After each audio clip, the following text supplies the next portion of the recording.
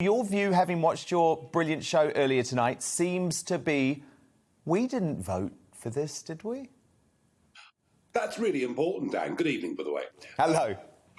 You know, a 64-page Conservative manifesto at the last election, refreshingly short in some ways, one page of it devoted to climate.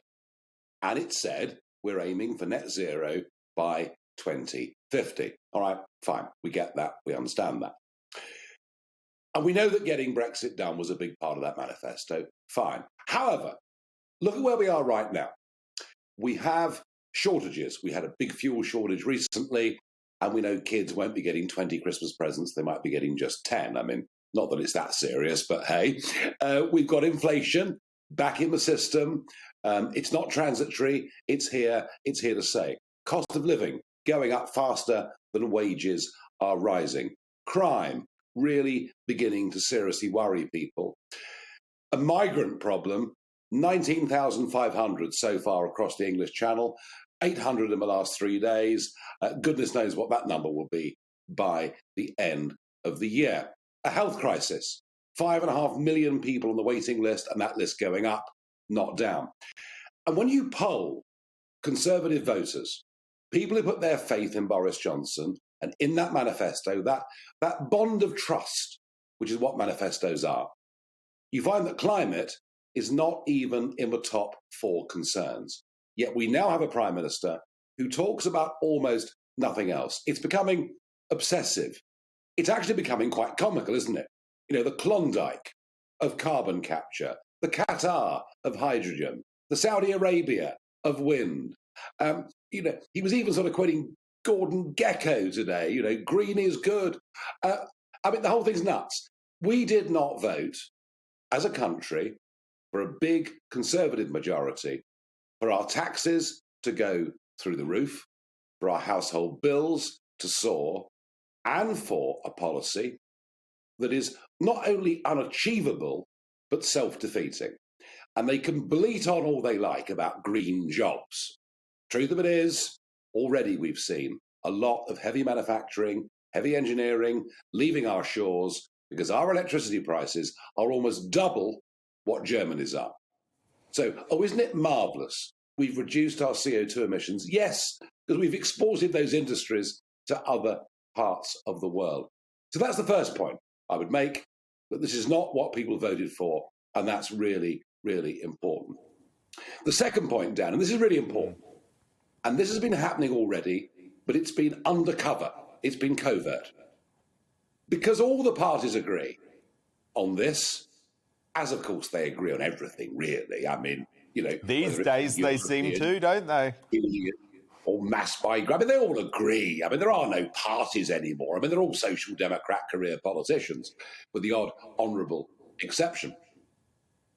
Already, people have been taxed like crazy on their electricity bills through green subsidies, so that the poor can give money to rich landowners and large overseas companies, whether they are Chinese firms making solar panels or foreign companies putting up these ugly, monstrous structures around our beautiful coastline. And the fact this has happened, the fact people are paying an extra 20% plus on their electricity bills and no one's explained to them what's going on. Already we've seen one of the biggest transferences of money from the poor to the rich we have ever seen. And what Boris Johnson wants to do is to increase that. And that's because he is wholly under the influence of his wife, Carrie, and the Goldsmith brothers from Richmond. And they're friends of mine. I like them very, very much. And like them, I'm an environmentalist. I'm a genuine environmentalist. But what we're doing here, they're all negatives. It's all about taxing things. It's all about banning things. Why don't we do a few more positive things, like massive scale tree planting, like cleaning up our oceans? But no, Boris is completely in hock to that lobby. And so nuts is it, he even announced in his conference speech that up to 30% of our green and pleasant land will be rewilded, which means total rural desolation. Goodness knows what that means for vermin and everything else. And he has been captured. Forget carbon capture. This is Boris capture. He's been captured by the Richmond Greens. And you know what, Dan? Yeah. If you live in a £4 million house, if putting in, getting rid of your gas boiler and putting in a new heat pump costs you 18,000 quid, it doesn't matter. But it matters to tens of millions of ordinary people. Because this is what I wanted yes, to get to. Global leadership, but he's getting it wrong. Well, this is what I wanted to get to next, Nigel, because he wants to have it both ways when it comes to this idea that we're going to make new gas boilers illegal by the mid-2030s. he tells the readers of the Sun today, don't worry, the green shirts of the boiler police are not going to kick in your door with their sandal-clad feet and seize at carrot point your trusty old combi. But that's slightly disingenuous, isn't it? Because according to this plan, at some point in the next 15 years, we are all going to have to replace our gas boiler. And that comes at a great cost. These heat pumps are not as effective and they're also very expensive. Yes, I mean, clearly, Dan, all new technology will come down in price, but the gap between what they cost and gas boilers cost is so massive that they're still going to be very much more expensive. And then he announces a massive new government programme. We're going to give people £5,000 grants to switch. But that's for 90,000 households. There are 27 million households in this country. So the government can't afford to fund it. No, it's you, the viewer, watching this right now. You're going to be funding this through massive tax increases, hugely increased household bills, and people will wonder why they ever voted Conservative. I mean, it was Cameron who first coined the phrase, vote blue, go green. We've now got a green Prime Minister. And if that was all about increased sustainability, sensible eco-environmentalism, I genuinely wouldn't have a problem. But this is a metropolitan, southwest London, multi-millionaire agenda that will be a disaster for ordinary people. Because the great thing for Boris, though, is he won't be there in 2035. So it doesn't matter for him, does it? None of this is going to be achieved. Cameron made some similar claims about house insulation and all the rest of it. None of it ever came to pass. None of this will ever come to pass. And we must ask ourselves an even bigger question. As he does his joint video with Prince Charles, I mean, have you seen it? Have you seen it? I mean, it's utterly cringe-making. I mean, Prince Charles.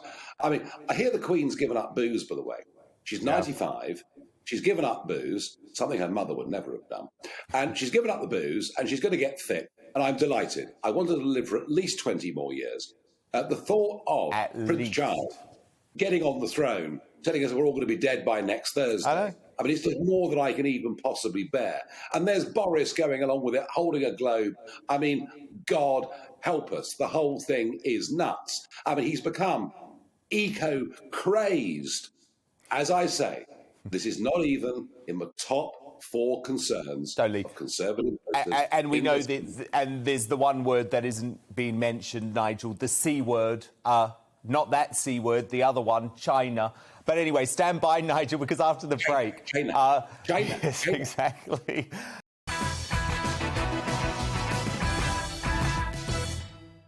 Welcome back. Nigel Farage is back with me. And Nigel, I just want to kick off with a quote from Scotland Yard about the murder of Sir David Amess on Friday. This was the statement they released late Friday night. The fatal stabbing in Leigh-on-Sea has tonight been declared as a terrorist incident, with the investigation being led by counter-terrorism policing. The early investigation has revealed a potential motivation linked to Islamic extremism. But, Nigel, we've heard so much blame over the past 4 days flung at social media, at a culture of hatred, at politicians themselves. Obviously, Mark Francois on your show last night put a very strong, compelling case for the idea of this David's law. But in my opinion, Nigel, what we're doing, or what the Westminster establishment, what the media establishment is trying to do, is avoid a debate about Islamist extremism and radicalisation. Dan, you and I are at one on this. I mean, they've all been dancing around the handbags, avoiding the issue. Part of that reason is MPs, for the first time, are genuinely scared. The murder of Joe Cox was a terribly shocking incident, but it happened at a moment of very high political tension. You know, vote Brexit, you'll get World War III. Vote Brexit, you'll all go bankrupt. It was shocking, awful, and yet not that big a surprise. Just because tensions were raised that high at that huge moment in our democratic process. The assassination, and that's the word I'm going to use, the assassination of Sir David Amess came out of the blue last Friday in a relatively benign political environment with a large Tory majority, with almost no opposition party to even talk of. And one of the reasons MPs aren't calling it is they're scared. All right, let's just be frank about that. They're scared. But everybody, I mean, take Sadiq Khan. Sadiq Khan mourned the passing of Sir David as if he was a 98-year-old D-Day veteran who didn't wake up one day. You know, this is double speak. This is avoiding the real issue. You and I both know this man was referred to prevent. The Scotland Yard statement you've just put out says it very, very clearly.